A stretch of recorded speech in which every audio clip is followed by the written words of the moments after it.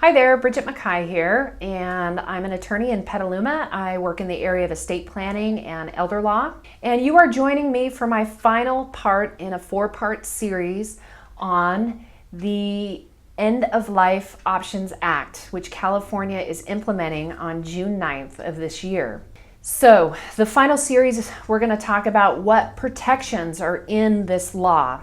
The authors of the law assert that the system includes enough steps and safeguards to prevent abuse, such as inheritors trying to expedite the death of an elderly relative. They point to the example of Oregon, where assisted death has been legal for nearly 20 years with no recorded cases of misuse.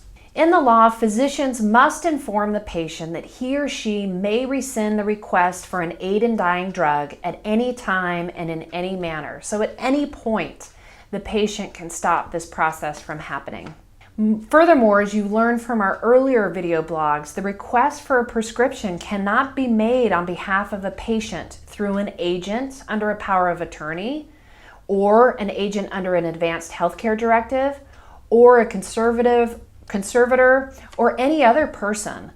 The request for the prescription needs to be made by the patient themselves. And the law does make it a felony to forge requests for a prescription, coerce someone into requesting the life-ending medication, or administer it without their consent. So those are all huge violations of the act, and whoever does it is exposed to a felony criminal charge. Also, at any moment, a patient can also withdraw their request, and health insurance carriers are not allowed to provide any information about assisted death options unless someone asks for it. So it's really a law that's based on everything coming from the patient, all the decision making, even administering the drug. Furthermore, the California Medical Association has come on board and issued guidelines to physicians on writing prescriptions of lethal doses of drugs for terminally ill patients. So there is some comfort in knowing that physicians throughout the state are getting some guidance through the California Medical Association. Although the new law does leave some questions unanswered for physicians, including what the physician writes on the death certificate. And the law is silent as to what the cause of death should be identified on a death certificate.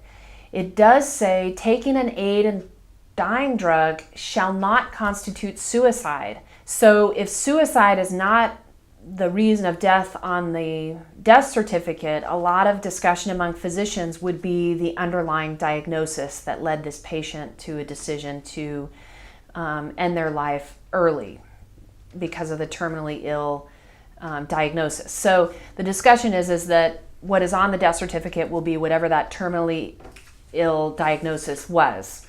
The guide also says physicians can list the cause of death as they feel what is most accurate, including the underlying terminal illness, like I said, or just write pursuant to the End of Life Options Act. So this is all something that's going to be figured out as we implement the law, and there have been people who have done it and precedents. So all of you who maybe are just tuning in now, please look at earlier video blogs where I discuss the basics of the act, who does it cover and how. The second is on the requirements to get a prescription.